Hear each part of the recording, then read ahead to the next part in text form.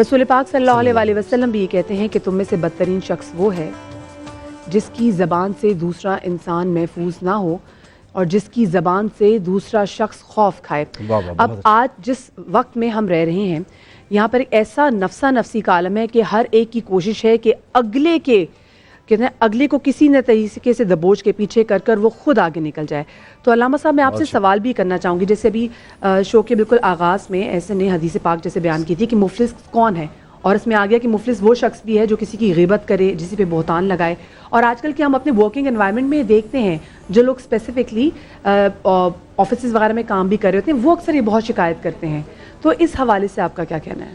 بنیادی بات وہی ہے کہ جو ابھی آپ نے ارشاد فرمائی، ایک حدیث کے الفاظ ہیں، خیر الناس من ینفع الناس، لوگوں میں سب سے بہتر وہ ہے کہ جو دوسروں کے لیے نفع مند ہو، جو دوسروں کے لیے فائدہ مند ہو، جو دوسروں کا بھلا چاہنے والا ہو۔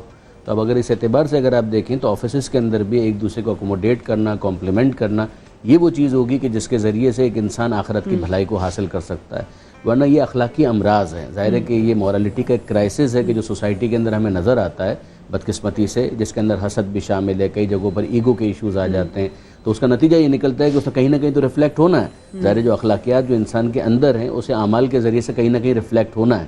ہم دیکھتے ہیں کہ تکبر ہے تو اس کے نتیجے میں انسان جو ایروگنس کا مظاہرہ کرتا ہے تو وہ ظاہر ہوتا ہے اس کے اعمال سے، اس کے چلنے کے انداز سے۔ کتنی بڑی جڑ ہے یہ جو حقوق العباد میں، جو ہم خود کو ایک دم سے افضل سمجھنے لگ جاتے ہیں اور پھر ہم لوگوں کو جو ہے وہ کم تر سے گردانے لگ جاتے ہیں۔ سپیریورٹی کمپلیکس ہے، ظاہر ہے کہ اس کے نتیجے میں ہوتا یہ ہے کہ دوسرے سارے کے سارے انفیریئر محسوس ہوتے ہیں۔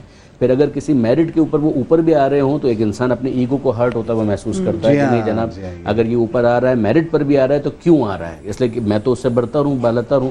لیکن یہ کہ اگر انصاف کی بات یہ ہے کہ اس کے اندر اگر تعصب نہیں ہوگا، لیگ پولنگ نہیں کرے گا، بلکہ کہے گا کہ ٹھیک ہے اگر یہ واقعا ڈیزرو کرتا ہے تو اس کو اوپر آنا چاہیے۔ اچھا علامہ صاحب اور ڈاکٹر صاحب آپ بھی موجود ہیں، سارے بھائی کو سب سے پہلے السلام علیکم ایک مرتبہ کہیں گے جی، خیر میں خیریت سے ہیں آپ؟ الحمدللہ بہت شکریہ، آپ روز کی طرح یہاں پہ کوئی نہ کوئی ایسی فیملی لے کے آتے ہیں، ہمارے ہاتھوں سے ایک نیکی ضرور ہو جاتی ہے، ہمیں بڑی تسلی ہوتی ہے کہ چلیں ہم شاید باہر جا کے کچھ نہیں کر پا رہے لیکن ایک نیکی چل کے ہماری مدد کر رہے ہوتے ہیں، تو بیسکلی تو وہ ہماری مدد ہے دنیا اور آخرت کی، کہ ہم کسی کے لیے کچھ کر لیں۔ یہاں پہ جناب آگے بڑھتے ہیں اور سوال میں یہ کرنا چاہوں گا کہ ڈاکٹر صاحب آپ دیکھیے کہ دین اسلام میں جہاد کی بہت بڑی ویلیو ہے، یعنی جہاد ایک بہت بڑا کام ہے، لیکن ایک حدیث کا جو مفہوم ہے، آقا صلی اللہ علیہ وسلم سے ایک شخص نے کہا کہ میں جہاد کرنا چاہتا ہوں۔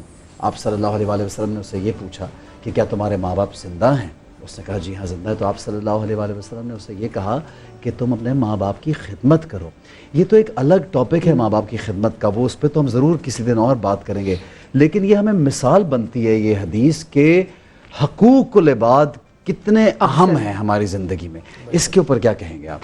لیکن میں آپ سے اسی سے میں کنٹینیو کروں گا کہ اسلام نے ہمیں دو پورشن دیے، حقوق اللہ اور حقوق العباد، اور دراصل حقوق اللہ بھی حقوق العباد ہی کی تعلیم ہمیں دیتے ہوئے نظر آتے ہیں۔ مثال کے طور پر کہا کہ من ذا الذی یقرض اللہ قرضا حسنا، کہ اپنے رب کو قرض دو۔ تو کبھی کبھی میں سوچتا ہوں کہ اللہ تو کسی بھی قرض سے جو ہے ماورا ہے، اس کو نہیں دیے جا سکتے، لیکن وہ اتنا عجب بے نیاز ہے کہ وہ قرض اپنے نام سے لیتا ہے اور اسے تقسیم اپنے بندوں میں کرواتا ہے۔ تو اسلام کی جتنی جس طرح زکوٰۃ کا نظام ہے اسلام میں، یہ بھی ہیومینٹی کا سسٹم ہے، ویلفیئر کا بہت بڑا نظام اسلام نے ہمیں دیا۔ اور آقا کریم علیہ الصلوۃ والتسلیم نے فرمایا کہ حسنوا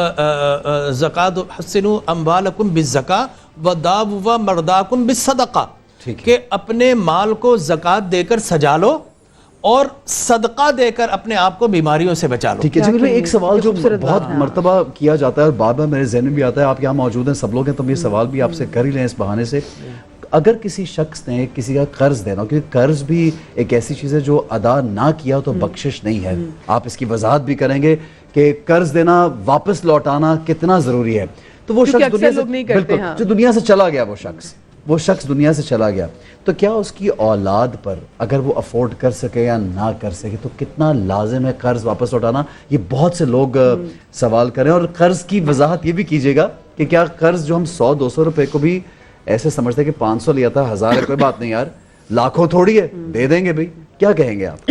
جناب دین اسلام تو قرآن نے کہا نا فَمَن يَعْمَلْ مِثْقَالَ ذَرَّةٍ خَيْرًا يَرَهُ وَمَن يَعْمَلْ مِثْقَالَ ذَرَّةٍ شَرًّا يَرَهُ، کل قیامت میں ذرہ برابر خیر ہے وہ بھی تم پاؤ گے، ذرہ برابر شر ہے وہ بھی تمہارے قطرہ سامنے آئے گا. لہٰذا اب ذرہ برابر کی بات کی تو روپیہ 2 روپیہ تو ذرے سے زیادہ ہے. لہٰذا اگر آپ نے کسی سے قرض سمجھ کر لیا اور قرض سمجھ کر دیا گیا تو اب آپ مسئول ہیں کہ آپ نے اسے واپس کرنا ہے ہر حالت میں اسی دنیا میں. اگر نہیں کیا گیا، بعض جگہ ایسی بھی حادث ملتی ہے، ایک شخص تھا مقروض تھا، سرکار دو عالم صلی اللہ علیہ وسلم نے اس کا جنازہ نہیں پڑھایا، اللہ لیکن اکبر. آپ نے فرمایا کوئی اور پڑھا لے. یہ اس بات کی تلقین تھی کہ اگر کوئی قرض دینے کی صلاحیت رکھتا ہے واپس کرنے کی، اور پھر بھی اس کے باوجود اگر قرض واپس کر کے نہیں گیا تو سرور کونون رحمت عالم صلی اللہ علیہ وسلم نے مطلب وہ جنازہ بھی نہیں اپنا پڑھایا. منہ سے پھیر لیتے ٹھیک ہے ہیں. نا؟ اچھا تو کیونکہ اب آپ نے آپ کا ایک تھوڑا دوسرا حصہ کہ اب اگر اس کے لواحقین ہیں، اس کے آل اولاد ہیں، وہ پراپرٹی چھوڑ گیا ہے تو ڈیفینیٹلی اب ان کے ذمہ ہے کہ سب سے پہلے وراثت تقسیم کرنے سے پہلے اس کا قرض اس سے منع کیا جائے گا.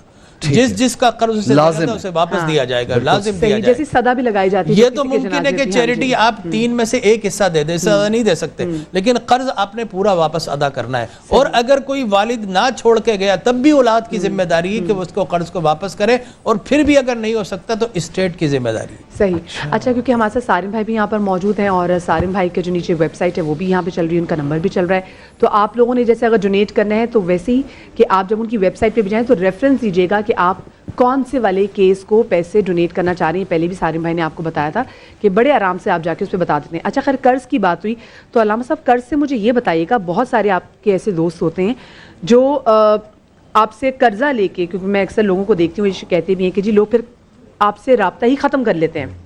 تو پھر ہم پہ کیا ہے کہ اگر ہمیں لگتا ہے کہ چلو ٹھیک ہے کہ اس رقم سے ہمیں کوئی خاص فرق نہیں پڑتا تو کیا ہم اس کو معاف کر دیں؟ کیونکہ دیکھیں دوست نے تو آپ سے رابطہ ختم کر لیا، لیکن اب یہ بھی آپ پر ہوتا ہے کہ کیا آپ اس کو پھر معاف کر دیں؟ بات یہ کہ ہو سکتا ہے پھر اللہ پاک آپ کو زیادہ آگے بالکل کہتے ہیں کسی کو دشمن بنانا تو اس کو قرض دے دو. آج کل اور دوستی ختم کرنی ہے اس کو بھی قرضہ دے دو. کیا کہیں گے جی آپ؟ بنیادی بات یہی ہے کہ جس کو قرض دیا گیا اس کی ذمہ داری تو رہے گی.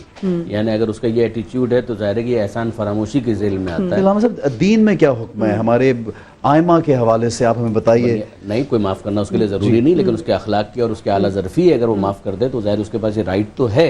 اب مدی آپ کو کسی نے قرضہ دینا ہے، میں جانتا ہوں بہت لوگوں نے دینا ہے، تو میں اچھی بات ہے آپ ان کو معاف کر دیں. قرآن نے کہا وَإِن كَانَ ذُو عُسْرَةٍ فَنَظِرَةٌ إِلَىٰ مَيْسَرَةٍ وَأَن تَصْدَقُوا خَيْرٌ لَكُمْ إِن كُنتُمْ تَعْلَمُونَ. کچھ لوگ ایسے ہیں جو قرض دینا چاہتے نہیں دے سکتے، ان کو مہلت دو، ان کو رخصت دو. نہیں وہ تو اگر مجبوری ہم دیکھ رہے ہیں علامہ صاحب، دیکھیے مجبوری ہم دیکھ رہے ہیں. لیکن جب رشتے ختم ہو جاتے ہیں، یہ جو آپ ڈسکس کر رہے تھے اس کے اندر تو یہ تھا کہ اس نے بے رخی کا مظاہرہ کیا ہے، اس نے تعلق کو قطع کر لیا ہے. اس کا مطلب یہ ہے کہ ایک احسان فراموشی والا معاملہ ہے. اس کے اندر تو ہمیں اس حدیث سے رہنمائی لینی پڑے گی کہ من لم یشکر المخلوق لم یشکر الخالق، کہ جو مخلوق کا شکریہ ادا کرنے کا ظرف نہیں رکھتا وہ خالق کا کیا خاک شکریہ ادا کرے گا. جیسے کہ مخلوق تو سامنے ہے، جو سبب ہے اسی کا اگر شکریہ ادا نہیں کر پا رہا تو جو مسبب الاسباب ہے اس تک اس کی توجہ کیا پہنچے گی. لہٰذا بنیادی بات یہ ہے کہ جس نے احسان کیا ہے، جس نے نیکی کی ہے، اس کے احسان کو، اس کی نیکی کو یاد رکھے، خامخواہ اس کو ڈیلے نہ کرے، اس کے اندر بے توجہی کا مظاہرہ نہ کرے، اور بہرحال اگر دینے والا اپنی اعلیٰ ظرفی کا مظاہرہ کرتے ہوئے معاف کرنا چاہے تو یقیناً یہ بہت اچھی چیز ہے. لیکن اگر دینے، بالکل یہ تو بہت اچھی بات ہے، لیکن اگر آپ یہ بھی دیکھ رہے ہیں کہ دوسرا مجبور نہیں اور جان کے قرض واپس نہیں کر رہا تو پھر یہ اس کی کوتاہی اور لاپرواہی ہے. قرض کی بات کریں، ایک بات ایڈ کروں گا چھوٹی سی. ایک تو قرض کی اگر بات کریں نا، میں نے بہت لوگوں کے ساتھ اس طریقے سے کیا ہے. 99 کیا کہیں 100% ریٹرن نہیں کرتا کوئی، نہیں آتا سچ آپ کو بتاؤں. اور پھر آپ سے سلسلہ بھی توڑ دیتے ہیں. بالکل، اور آپ کا پھر رابطہ ہی خراب ہو جاتا ہے نا پھر تو. اچھا دوسری بات یہ، ہمارے والد مرحوم کہتے تھے کہ کسی کو قرض اول تو دو نہیں، اور دیتے ہو تو اتنا دو جو تم معاف کر سکو.